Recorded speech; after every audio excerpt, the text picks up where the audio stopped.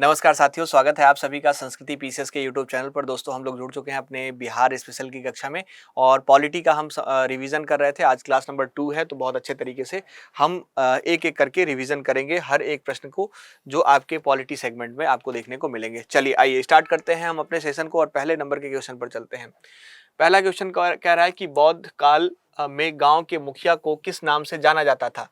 ग्रामीणी, ग्राम योजक, महतर, सरपंच। बहुत ही अच्छा प्रश्न है। एक बार आप बताएंगे और आप सोचेंगे कि इतना पुरानी जो पद्धति है, जो प्रणाली है, उस पर क्यों प्रश्न पूछा जा रहा है। तो बिल्कुल ठीक बात है, ऐसे प्रश्न आपके एग्जाम में पूछे गए हैं। ठीक है, तो इसी के उद्देश्य के साथ आपको यह प्रश्न देखने को मिलेगा। दोस्तों, अगर हम बात करें बौद्ध काल की, लगभग 600 ईसा पूर्व से लेकर, है ना, आप लोग जानते होंगे 600 ईसा पूर्व से लेकर अगर हम बात करें लगभग 400 ईसा पूर्व के आसपास। ठीक है, तो आप गौर करेंगे कि इसमें गांव की जो प्रशासनिक व्यवस्था है यह मुख्य रूप से सुदृढ़ थी और गांव के मुखिया को ही जो ग्राम योजक है या जो ग्राम भोजक है यह कहा जाता है। गांव के मामलों को सुलझाने और राजा के लिए जो कर, जो टैक्स है, यह वसूलने का जो मुख्य दायित्व है इसी पर होता था। और वैदिक काल में गाँव के मुखिया को आप देखेंगे तो ग्रामीण या जो ग्रामीणी है यह कहा जाता था। ध्यान रखिएगा बहुत अच्छे तरीके से, जो कि ऑप्शन ए में आपको देखने को मिल जाएगा। दोस्तों ध्यान रखिएगा, यहाँ पर गांव के मामलों को सुलझाने और राजा के कर टैक्स वसूलने का जो मुख्य दायित्व है इसी पर होता था, आप ध्यान रखिएगा। और गुप्त काल और उसके बाद के समय में बिहार और उत्तर भारत के कुछ क्षेत्रों में जो ग्रामीण वृद्ध या गांव के मुखिया, इनको महतर कहा जाता था। तो यहाँ पर आप ध्यान रखिएगा, इसका सही आंसर बहुत अच्छे तरीके से, ठीक है, बहुत अच्छे तरीके से ध्यान रखिएगा, बौद्ध काल की बात हो रही है तो इसके मुखिया को ग्राम योजक या ग्राम भोजक कहा जाता था। तो यहाँ पर ऑप्शन बी में आपको देखने को मिलेगा, इसको ध्यान रखिएगा, है ना। बहुत अच्छी तरीके से इसको गौर करिएगा। चलिए आगे बढ़ें, नेक्स्ट क्वेश्चन की तरफ बढ़ते हैं। सेकंड नंबर का क्वेश्चन है, चंद्रगुप्त मौर्य के शासन काल में पंचायती राज व्यवस्था का उल्लेख किस ग्रंथ में है? मनुस्मृति, अर्थशास्त्र, महाभारत, राजतरंगिणी। दोस्तों, अगर हम बात करें चंद्रगुप्त मौर्य के शासन काल के संदर्भ में, तो अर्थशास्त्र में मौर्यकालीन प्रशासनिक व्यवस्था का विस्तृत जो विवरण है वह आपको देखने को मिलता है। ठीक है, यहाँ पर, है ना। और अगर हम बात करें तो जिसमें ग्रामीण स्तर पर जो विकेंद्रीकृत शासन व्यवस्था है, जैसे आप गौर करेंगे जो ग्रामिक है, जो ग्राम सभा है, जो स्थानीय परिषद है, इसका उल्लेख आपको अर्थशास्त्र जो चंद्रगुप्त मौर्य के शासन काल में आप देखेंगे तो जो उल्लेखित एक पुस्तक है वह आपको देखने को मिल जाएगी। ठीक है, एक चीज और आप ध्यान रखिएगा, यहाँ पर जो आधुनिक पंचायती राज का प्राचीन रूप भी माना जाता है, आप इसको भी गौर करिएगा। ठीक है, जो विकेंद्रीकृत शासन व्यवस्था जिसमें ग्रामीण, ग्राम सभा, स्थानीय परिषद का उल्लेख होता है। ठीक है, तो इस पर भी आप गौर करेंगे। Option B is right answer. Third number के क्वेश्चन पर चलेंगे। कौटिल्य के अनुसार मौर्य काल में गांव के प्रशासन का संचालन मुख्यतः किस संस्थान द्वारा किया जाता है? ग्राम सभा, पंचायत समिति, जिला परिषद, महासभा। दोस्तों, अगर हम बात करें, है ना, तो यहाँ पर आप गौर करिएगा, मौर्य काल में प्रशासनिक जो व्यवस्था है, इस व्यवस्था की सबसे छोटी इकाई जो गांव है, जिसको आप देखेंगे तो मुख्य रूप से यहाँ पर जो ग्राम है वह देखने को मिल जाता है। ठीक है, ग्राम थी। और कौटिल्य के अर्थशास्त्र के अनुसार गांव के दैनिक प्रशासन और प्रबंधन का जो मुख्य संचालन है मुख्यतः ग्राम सभा द्वारा ही किया जाता है। ठीक है, तो आप ध्यान रखिएगा बहुत अच्छे तरीके से, यह आपको देखने को मिलेगा ऑप्शन ए में। ठीक है, ग्राम सभा एक आप देखेंगे तो अर्ध स्वतंत्र लोकतांत्रिक संस्था उस समय हुआ करती थी दोस्तों, इसके तहत ही कार्य करती थी और जो स्थानीय विवादों को सुलझाने, न्याय करने, कर संग्रह करने और जो सार्वजनिक कार्य हैं जैसे सिंचाई, सड़क मरम्मत, इन सभी की देखरेख यही करती थी। ठीक है, तो विशेष तौर पर आप ध्यान रखिएगा इसके प्रश्न के संदर्भ में इन सारी बातों को। अगला प्रश्न है, मौर्य काल में ग्राम का प्रमुख कौन होता था? ठीक है, मौर्य काल की बात हो रही है तो दोस्तों यहाँ पर ध्यान रखिएगा बहुत अच्छे तरीके से कि यहाँ पर मौर्य काल में साम्राज्य थी, साम्राज्य की सबसे छोटी प्रशासनिक इकाई जैसा कि हमने बताया कि गांव है ना। और ग्राम के जो मुख्य प्रशासनिक अधिकारी होते थे उनको प्रमुख रूप से ग्रामिक या ग्रामीण कहा जाता था, अभी हमने पहले ही बताया। तो ऑप्शन बी आपका बिल्कुल ठीक है, ग्रामिक या ग्रामीण। दोस्तों, इनका मुख्य कार्य गाँव में शांति व्यवस्था बनाए रखना। और एक चीज और ध्यान रखिएगा, जो कर है, जो टैक्स है, ठीक है, ध्यान रखिएगा, जो टैक्स हुआ करता था इसको वसूलना और जो छोटे छोटे विवाद हैं इनको सुलझाना इन्हीं का काम होता था। और इनका जो चुनाव है अक्सर जो गांव के लोग हैं उनके द्वारा मिलकर किया जाता था। ठीक है, तो ध्यान रखिएगा ग्रामिक शब्द बहुत अच्छे तरीके से, है ना। चलिए आगे बढ़ते हैं अगले प्रश्न की तरफ। बिहार में पंचायती राज व्यवस्था की स्थापना हेतु बिहार पंचायती राज अधिनियम कब पारित किया गया था? 1946, 47, 49, 1952। दोस्तों ध्यान रखिएगा, स्वतंत्रता प्राप्ति के तुरंत बाद बिहार सरकार ने ग्रामीण क्षेत्रों में जो स्थानीय शासन है जिसमें जिसमें लोकल सेल्फ गवर्नमेंट की बात करी जाती है, इसकी स्थापना के उद्देश्य से जो बिहार पंचायती राज अधिनियम 1947 है वह पारित किया गया था। ठीक है, तो option B is right answer. ध्यान रखिएगा, इसके तहत राज्य में 1949 में 1949 की बात करें तो 1949 में आप गौर करेंगे तो ग्राम पंचायतों ने विधिवत रूप से जो कार्य है वह करना शुरू कर दिया था। तो आपसे प्रश्न पूछा जा सकता है, तो 1949 को भी ध्यान रखिएगा। दोस्तों, बिहार औपचारिक रूप से पंचायती राज पर कानून बनाने वाला देश के शुरुआती राज्यों में से एक आपको दिखाई दे देगा, देखने को मिल जाएगा। ठीक है, तो बहुत अच्छे तरीके से इसको भी कनेक्ट करना है। आगे बढ़ते हैं नेक्स्ट क्वेश्चन पर। बिहार में मुखिया, सरपंच और अन्य पंचायत प्रतिनिधियों के प्रशिक्षण का प्रमुख कार्य किस संस्थान द्वारा किया जाता है? बहुत अच्छा प्रश्न है यह। ठीक है, तो दोस्तों यहाँ पर बिहार में मुखिया, सरपंच और जो अन्य त्रिस्तरीय पंचायती राज प्रतिनिधि हैं, इनके प्रशिक्षण का जो प्रमुख कार्य है वह BIPARD, Bihar institute of public administration and rural development जो है वह करता है। ठीक है, तो ध्यान रखिएगा। और आप सेलेक्ट होकर जाते हैं यहाँ पर, आप बीपीएससी निकालेंगे तो जाएंगे ना यहाँ, तो आप ध्यान रखिएगा। यह आप देखेंगे तो बिहार सरकार का एकदम शीर्ष जो है प्रशिक्षण संस्थान आपको देखने को मिलेगा। और इसका जो मुख्य उद्देश्य है वह यह है कि बिहार प्रशासनिक सेवा जो बीएस है, इसके अधिकारियों के साथ साथ जो ग्रामीण विकास और पंचायती राज संस्थाएं हैं, इनके निर्वाचित प्रतिनिधि जैसे मुखिया हो गए, सरपंच हो गए, इनको प्रशासनिक, कानूनी और जो व्यवहारिक प्रशिक्षण है उसको देकर सशक्त बनाना। ठीक है, तो ध्यान रखिएगा इसका नाम भी। चलिए आगे बढ़ते हैं 7 नंबर के प्रश्न पर। बिहार में त्रिस्तरीय पंचायती राज व्यवस्था किस अधिनियम के माध्यम से स्थापित करी गई? अच्छा प्रश्न है। ठीक है, तो आपको पता है कि मुख्य रूप से जो बिहार अपना है ना, 73वें संविधान संशोधन की बात करें अगर हम, आपको ध्यान आ रहा होगा 73 नंबर का जो कॉन्स्टिट्यूशनल अमेंडमेंट है, और यह अमेंडमेंट हुआ था 1992 में। ठीक है, ध्यान है 1992 में जो है यह अमेंडमेंट आपको देखने को मिला था, 73वां जो कॉन्स्टिट्यूशनल अमेंडमेंट है ना।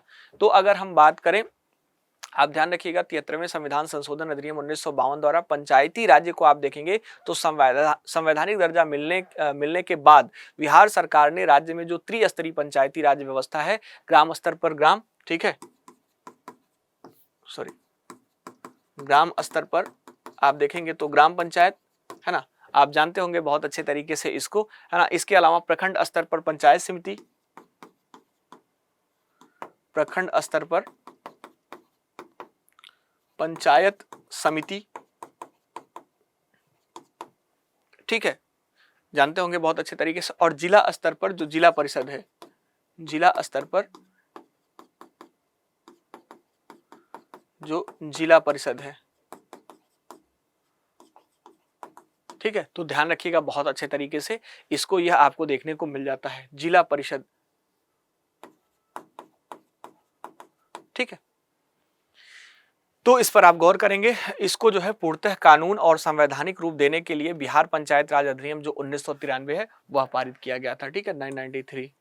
तो यहाँ पर 73वें कॉन्स्टिट्यूशनल अमेंडमेंट के बाद आपको देखने को मिलेगा बिहार पंचायती राज अधिनियम 1993। तो ऑप्शन सी बिल्कुल ठीक है, गौर करिएगा। 8वें नंबर का प्रश्न है, 73वें संविधान संशोधन के बाद बिहार में नया पंचायती राज कानून कब लागू किया गया? ठीक है, तो दोस्तों अगर हम बात करें 73वें संविधान संशोधन के बाद, आप देखेंगे संविधान संशोधन अधिनियम के बाद पारित किए जाने के बाद आप देखेंगे बिहार सरकार ने जो बिहार पंचायती राज अधिनियम 1993 उसको तैयार किया, और ग्रामीण विकास विभाग की अधिसूचना संख्या थी 4835 और दिन उस समय था 4 सितंबर 1993 का। इसके द्वारा इस नए पंचायती राज कानून को 23 अगस्त 1993 को पूरे बिहार राज्य में आप देखेंगे तो विधिवत रूप से जो लागू है, इनफोर्स है, वह माना गया। ठीक है, तो यहाँ पर एग्जैक्ट डेट आपको ध्यान रखना होगा 23 अगस्त 1993। ठीक है, तो ध्यान रखना है इसको। आगे बढ़ते हैं 9 नंबर के क्वेश्चन पर। बिहार में एक ग्राम पंचायत की औसत जनसंख्या कितनी निर्धारित की गई है? ठीक है, तो दोस्तों बिहार में एक पंचायत की जो औसत जो है आप देखेंगे जनसंख्या है, वह आपको देखने को कितनी मिलेगी? वह आपको मिलेगी 7000। ठीक है, तो गौर करिएगा दोस्तों, बिहार पंचायती राज अधिनियम 2006 के तहत जो स्थानीय स्वशासन है, इसको सुचारू रूप से चलाने के लिए जनसंख्या के कुछ विशेष मानक तय किए जाते हैं या तय किए गए हैं। बिहार में आप देखेंगे तो मैदानी क्षेत्रों में एक नए ग्राम पंचायत के गठन और उसकी जो औसतन जनसंख्या है, इसके निर्धारण के लिए 7000 की आबादी पर का एक जो मानक है वह अनिवार्य कर दिया गया है। ठीक है, तो यहाँ पर ध्यान रखिएगा, और इसी जनसंख्या को आधार मानकर ग्राम पंचायत क्षेत्रों का निर्धारण और जो परिसीमन है वह किया जाता है। ठीक है, गौर करेंगे। चलिए आगे बढ़ते हैं 10 नंबर के प्रश्न पर। कहा जा रहा है बिहार पंचायती राज अधिनियम 2006 के तहत महिलाओं को सभी स्तरों पर कितना आरक्षण प्रदान किया गया है। तो दोस्तों बिहार पंचायती राज अधिनियम 2006 आप ध्यान रखिएगा, है ना। और अगर हम 2006 के अधिनियम की बात करें तो इसके तहत बिहार पंचायती राज संस्था जो पीआरआई है, इसमें महिलाओं को सभी स्तरों पर आप देखेंगे तो 50% का जो आरक्षण है वह देने वाला देश का पहला राज्य अपना बिहार बन गया है। और यह आरक्षण आप देखेंगे तो त्रिस्तरीय व्यवस्था जो ग्राम पंचायत, पंचायत समिति और जो जिला परिषद है, इसके सभी पदों और स्तरों पर आपको लागू होते हुए दिखाई देगा। ठीक है, तो यहाँ पर इसको भी आप ध्यान रखेंगे। चलिए आगे बढ़ते हैं नेक्स्ट क्वेश्चन की तरफ। 11 नंबर, बिहार पंचायती राज अधिनियम 2006 के तहत ग्राम स्तर पर त्वरित न्याय के लिए किस संस्था का गठन किया गया। अच्छा प्रश्न है यह भी। तो दोस्तों ध्यान रखिएगा, बिहार पंचायती राज अधिनियम 2006 की अगर हम बात करें, है ना, 2006 की बात करें तो एक चीज आप ध्यान रखिएगा बहुत अच्छे तरीके से कि इसके तहत जो ग्राम स्तर पर जो स्थानीय विवाद है, इसको आप देखेंगे शांतिपूर्ण ढंग से निपटाने और ग्रामीणों को त्वरित और जो सुलभ न्याय है वह दिलाने के लिए जो ग्राम कचहरी है इसका गठन किया गया है। और यह ग्राम स्तर पर एक न्यायिक संस्था है जिसका प्रधान सरपंच होता है। इसका मुख्य उद्देश्य आप देखेंगे तो दीवानी, जो सिविल और जो फौजदारी, जो क्रिमिनल मामले हैं, इसमें छोटे छोटे विवादों का जो स्पीडी ट्रायल है, जो त्वरित न्याय है, यह करना आपको नजर आ जाता है। ठीक है, तो ध्यान रखिएगा बहुत अच्छे तरीके से। इसका सही आंसर है बी, ग्राम कचहरी। ठीक है, चलिए आगे बढ़ते हैं नेक्स्ट अपने क्वेश्चन पर। बिहार पंचायती राज अधिनियम 2006 के तहत अत्यंत पिछड़ा वर्ग जो ईबीसी है, ठीक है, इसके लिए कितना आरक्षण निर्धारित किया गया है। आप लोग जानते होंगे, बहुत ही आसान प्रश्न है यह। तो दोस्तों बिहार पंचायती राज अधिनियम 2006 आपने देखा और इसके तहत आप देखेंगे जो अन्य पिछड़ा वर्ग की जो एक कैटेगरी है ईबीसी, इसके लिए अधिकतम आप देखेंगे तो जो 20% का आरक्षण है वह आप देखेंगे निर्धारित किया गया है। ठीक है, तो यहाँ पर ऑप्शन सी में आपको 20% दिखेगा, इसको टिक कर लीजिएगा। आगे बढ़ते हैं 13 नंबर के प्रश्न पर। बिहार में अलग पंचायती राज विभाग, है ना, पंचायती राज डिपार्टमेंट जो पीआरडी है, इसकी स्थापना किस वर्ष करी गई थी। अच्छा प्रश्न है यह भी। दोस्तों अगर हम बात करें तो बिहार में एक स्वतंत्र और अलग पंचायती राज विभाग है, पंचायती राज जो डिपार्टमेंट पीआरडी है, इसकी स्थापना 2007 में आपको देखने को मिल जाती है, ऑप्शन सी में है। ठीक है, ध्यान रखिएगा इससे पहले यह ग्रामीण विकास विभाग के अंतर्गत कार्य करता था। ठीक है, तो आपसे प्रश्न पूछा जाए किस विभाग के अंतर्गत कार्य करता था, तो आप नाम ध्यान रखिएगा ग्रामीण विकास विभाग का, महत्वपूर्ण हो जाएगा यह आपके लिए। आगे बढ़ते हैं 14 नंबर के प्रश्न पर। बिहार की त्रिस्तरीय पंचायती राज व्यवस्था में जो प्रखंड है, जो ब्लॉक है, इस स्तर पर कौन सी संस्था कार्य करती है। ग्राम पंचायत, पंचायत समिति, जिला परिषद, ग्राम कचहरी। तो दोस्तों अगर हम बात करें बिहार की जो त्रिस्तरीय पंचायती राज्य व्यवस्था, इसमें प्रखंड ब्लॉक स्तर पर आप देखेंगे तो पंचायत समिति कार्य करती है, अभी हमने आपको कुछ समय पहले बताया था, है ना। और यह ग्राम पंचायत और जिला परिषद के बीच एक कड़ी के रूप में कार्य करते हुए नजर आएगी, जो पंचायत समिति आप यहाँ पर देख पा रहे हैं। ठीक है, तो इसको भी बहुत अच्छे तरीके से आप ध्यान रखेंगे, बहुत अच्छे तरीके से कनेक्ट करेंगे।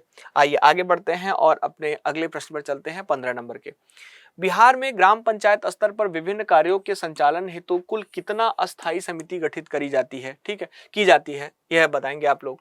तो दोस्तों बिहार पंचायती राज अधिनियम 2006, ठीक है, इसकी अगर हम बात करें तो ध्यान रखिएगा इसके तहत ग्राम पंचायत स्तर पर जो कार्य हैं, इनके प्रभावी संचालन के लिए कुल जो 6 अस्थायी जो समितियां हैं यह गठित की जाती हैं। इसमें जो 6 का नाम है, ध्यान रखिएगा, लिख लीजिएगा अगर आपको जरूरत हो। योजना समन्वय व वित्त समिति, जो उत्पादन समिति है, सामाजिक न्याय समिति है, जो शिक्षा समिति है, जो लोक स्वास्थ्य परिवार कल्याण और जो ग्रामीण स्वच्छता समिति है, यह देखने को मिलेगी, है ना।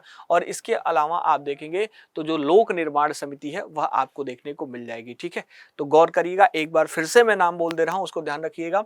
योजना समन्वय एवं वित्त समिति, उत्पादन समिति, सामाजिक न्याय समिति, शिक्षा समिति, लोक स्वास्थ्य परिवार कल्याण एवं ग्रामीण जो स्वच्छता समिति है यह, और लोक निर्माण समिति अलग से आपको देखने को मिलेगी। तो इसको आप बहुत अच्छे तरीके से याद कर लीजिएगा, ध्यान रख लीजिएगा, यह आपके एग्जाम के पॉइंट ऑफ व्यू से बहुत ही ज्यादा महत्वपूर्ण हो जाएगा। ठीक है, तो आज के लिए इतना ही। मिलते हैं हम लोग अपने नेक्स्ट सेशन में, और अगले सेशन में फिर हम इसी तरह से ही किसी अन्य टॉपिक पर बात करेंगे जो आपके एग्जाम के पॉइंट ऑफ व्यू से बहुत ही ज्यादा रिलेवेंट होगा। Thank you so much.